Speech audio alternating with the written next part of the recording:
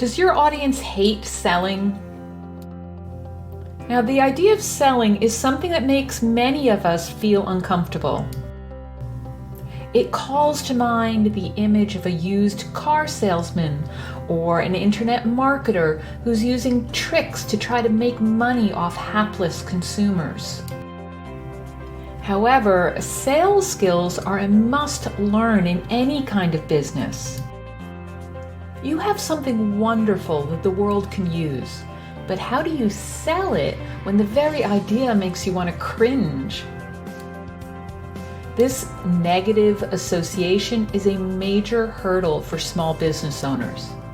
But selling is a natural part of getting your product or service out to the world. Everything needs to be sold.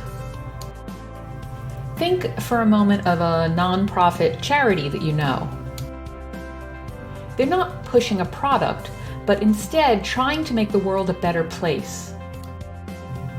And this still requires selling to get donations. Fear of selling is totally natural, but you have to overcome this block if you want to be successful. With our Ready to Teach course, you'll help your audience adjust their mindset so they can get out there and sell with confidence. Ready to teach your own sales skills course? Just click the link below to learn all about our brandable, done-for-you course kit on essential sales skills.